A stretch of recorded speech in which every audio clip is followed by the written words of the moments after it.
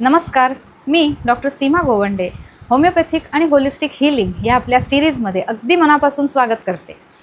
आपण कालपर्यंत बघितलं की होमिओपॅथी म्हणजे काय, होमिओपॅथीचा शोध कसा लागला, त्याच्यानंतर होमिओपॅथी कोणत्या कंडिशन्समध्ये उपयुक्त आहेत, कोणत्या कंडिशन्समध्ये होमिओपॅथीचे लिमिटेशन्स आहेत, हे सगळं आपण खोलात शिरून बघितलेलं आहे. त्याच्यानंतर होमिओपॅथिक औषधं कशी तयार केली जातात, होमिओपॅथीत मटेरिया मेडिका म्हणजे काय, रेपर्टरी म्हणजे काय, होमिओपॅथीमध्ये केस टेकिंग कशी केली जाते, औषध कशा पद्धतीने सिलेक्ट केलं जातं, या सगळ्या बाबतीत आपण आधीच्या व्हिडिओजमध्ये पाहिलेलं आहे. आजपासून आपण ही जी लेक्चर सिरीज आहे याच्यामध्ये वेगवेगळ्या कंडिशन्समध्ये होमिओपॅथिक कोणती औषधं द्यायची याचा विचार करणार आहोत. तर त्यासाठी सुरुवातीला आपण ज्या काही इमर्जन्सी कंडिशन्स आहेत की ज्या दैनंदिन जीवनामध्ये इमर्जन्सी कोणाच्याही बाबतीत कधीही कुठेही होऊ शकते. आता अशा वेळेला बऱ्याचदा काय होतं की आपल्याला समोरच्या व्यक्तीला मदत तर करायची आहे किंवा काहीतरी करायचं तर आहे, पण एक्झॅक्टली काय करायचं आणि काय करायचं नाही इथे आपलं घोडं अडतं. अशासाठी मी मागच्या पण व्हिडिओमध्ये सांगितलं आहे की एक फर्स्ट एड ट्रेनिंग प्रोग्रॅम घेते. इट्स फॉर ले पर्सन की ज्यांना काही मेडिकल बॅकग्राऊंड नाही आहे आणि इमर्जन्सीमध्ये काय करावं आणि काय करू नये याची माहिती मी या कोर्समध्ये देते. हा ऑफलाईन म्हणजे माझ्या इथे प्रत्यक्ष मी त्याचं सगळं कोर्स रन करते की ज्याच्यामध्ये वेगवेगळ्या medical emergencies, traumatic emergencies, environmental emergencies cover करते. त्या ओळखायच्या कशा, त्याच्यात काय करायचं काय करायचं नाही, तसंच CPR म्हणजे या चित्रात तुम्ही बघताय तसं डमी बॉडीवरती ॲक्च्युअल हृदय बंद पडल्यानंतर कशा पद्धतीने CPR द्यायचं, हे सगळं प्रशिक्षण मी माझ्या इथे त्या कोर्समध्ये देते. परंतु प्रत्येक वेळेला काय अशा लाईफ थ्रेटनिंग इमर्जन्सीज असतील असं नाही. सर्वसाधारण इमर्जन्सी कंडिशन्स आहेत की त्या वेळेला आपण काय करू शकतो हे आजपासून आपण लेक्चरमध्ये बघणार आहोत. तर आता सगळ्यात पहिल्यांदा सुरुवातीला आपण वेगवेगळ्या प्रकारच्या इंजुरीज म्हणजे जखमा, आता ॲक्सिडेंट म्हणजे मेजर ॲक्सिडेंट झाला किंवा जनरल खेळताना धडपडलं किंवा कुठेतरी आपटलं, अशा पद्धतीने जखम ही कधीही कुठेही कशीही होऊ शकते, हो की नाही. आता या केसमध्ये सुरुवातीला आजच्या व्हिडिओमध्ये आपण बघणार आहोत कंट्युज्ड वुंड्स. वेगवेगळ्या प्रकारच्या जखमा असतात, त्या आपण प्रत्येक भागामध्ये एक एक जखम कव्हर करणार आहोत आणि त्या जखमेसाठी कोणती होमिओपॅथिक औषधं आपण वापरू शकतो त्याचाही विचार करणार आहोत. तर सगळ्यात पहिल्यांदा आज आपण बघणार आहोत ती म्हणजे कंट्युज्ड वुंड. कंट्युज्ड वुंड म्हणजे काय, तर ज्याला आपण मराठीमध्ये म्हणतो मुकामार. समजा कुठेतरी आपण आपटलोय तर बऱ्याचदा त्या मोमेंटला आपल्याला क्षणिक वेदना होतात, पण नंतर लक्षात सुद्धा येत नाही. कालांतराने तिथे एकदम काळं निळं होतं, काही जणांच्या बाबतीत तिथे टेंगूळ आल्यासारखं होतं. आता हे जे टेंगूळ येतं म्हणजे काय होतं की तिथे जो काही इम्पॅक्ट बसतो त्या भागाला, तिथे त्वचेच्या खाली रक्त काय म्हणूया एक्स्ट्राव्हॅसेशन म्हणजे रक्त वाहतं, परंतु तिथे एवढी ऐसपैस जागा नसल्यामुळे तिथली त्वचा ताणली जाते आणि तिथे रक्त साखळल्यासारखं होतं, त्याला आपण टेंगूळ म्हणतो. आता काही जणांना हे टेंगूळ काही दिवस दुखत राहतं जर त्याच्याकडे आपण लक्ष दिलं नाही तर. काही जे टफ असतात त्यांना काही विशेष फरक पडत नाही, परंतु मेजॉरिटी ऑफ द केसेसमध्ये जेव्हा पण असा मुकामार आणि तो खूप मेजर इम्पॅक्ट असेल तर प्रचंड दुखत राहतं. अशा वेळेला आपण काय द्यायचं, तर आर्निका नावाचं होमिओपॅथिक औषध आहे. अतिशय पॉवरफुल आणि प्रभावी असं औषध आहे.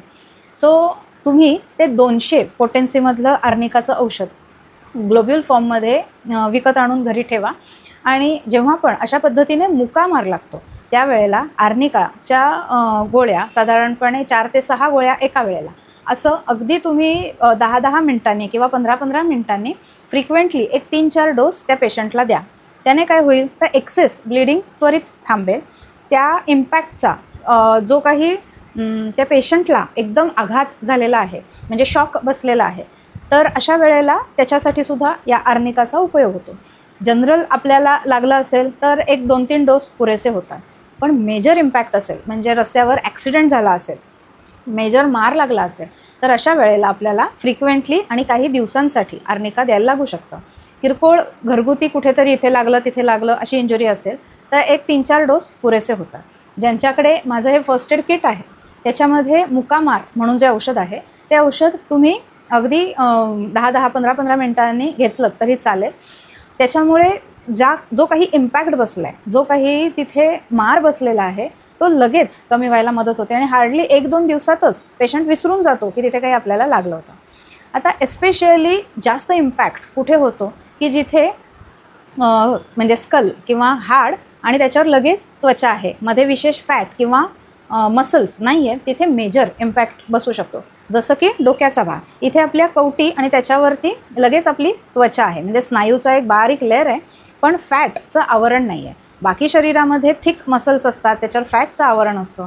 अशा ठिकाणी होणारा इम्पॅक्ट हा कम्पॅरेटिव्हली कमी असतो.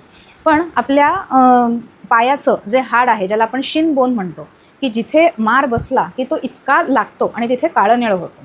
आर्निकामध्ये ज्या वेदना असतात त्या कशा असतात की कोणीतरी काठीने मारल्यानंतर कशा पद्धतीने आपल्याला दुखतं, तसं आर्निकाच्या पेशंटमध्ये त्या पद्धतीने दुखत असतं. आणि तो हातही लावू देत नाही की नको नको, त्याला भीती वाटते की हात लावला तर माझ्या वेदना वाढतील. तर अशा वेळेला जिथे जिथे मुकामार आहे, डोळे झाकून लगेचच आर्निका 200च्या गोळ्या त्या पेशंटला द्या. हार्डली बऱ्याचदा जर छोटा इम्पॅक्ट असेल तर 3-4 डोसमध्ये पेशंट विसरून पण जातो की मला इथे लागलं होतं.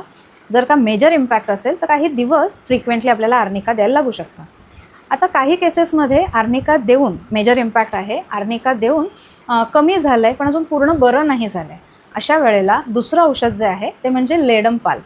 त्या औषधाचे 30 पोटेन्सीची म्हणजे पॉवरचं हे औषध तुम्ही दिवसातनं 4 वेळा असं काही दिवस एक आठवडाभर दिल्यानंतर तो इम्पॅक्ट कमी जातो. एस्पेशली लेडमपालचा उपयोग कधी होतो, जेव्हा तो भाग थंड पडला आहे आणि त्या पेशंटला भाग थंड आहे तरीसुद्धा गार पाणी किंवा बर्फ लावून बरं वाटतं. अशा स्टेजमध्ये लेडमपालचा अक्षरशः इतका विलक्षण उपयोग होतो. काही पेशंटना तर 1-2 दिवसात लेडमपाल दिल्यानंतर बरं वाटतं. सो ही जी काही औषधं आहेत ही याचा जरूर तुम्ही वापर करा. आणि मागच्या आज भागात सांगितल्याप्रमाणे होमिओपॅथिक औषधं ही इतकी सेफ आहेत, याचा काहीच साईड इफेक्ट होत नाही. आणि त्याच्यामुळे आर्निकाचा फ्रॅक्चर्समध्ये सुद्धा खूप छान उपयोग होतो. आर्निकाबरोबर सिम्फायटम म्हणून जे औषध आहे त्याचाही फ्रॅक्चरच्या केसेसमध्ये होतो, ते आपण पुढे बघणारच आहोत. आणि म्हणून आता बरेचसे ऑर्थोपेडिक डॉक्टरसुद्धा आर्निका आणि सिम्फायटम रितसर पेशंटला लिहून देतात की तुम्ही ही औषधं द्या, कारण त्यांच्याही लक्षात आलेलं आहे की फ्रॅक्चरच्या केसमध्ये नुसतं प्लॅस्टर घालून उपयोग नाही, आर्निका सिम्फायटम दिलं तर ते हाड फार लवकर जुळून येतं. तर अशा पद्धतीने तुम्हीसुद्धा होमिओपॅथिकचा मी वेगवेगळ्या ज्या काही कंडिशन्स सांगेन तिथे जरूर वापर करा आणि तुमचं आयुष्य अजून सुखावह करा. आता उद्यापासून अजून वेगवेगळ्या इंजुरीजचा आपण विचार करणार आहोत. तुम्हाला सगळ्यांना इथून पुढचं संपूर्ण आयुष्य हे आरोग्यदायी आणि भरभराटीचं जावं हीच ईश्वरचरणी मनापासून प्रार्थना. धन्यवाद.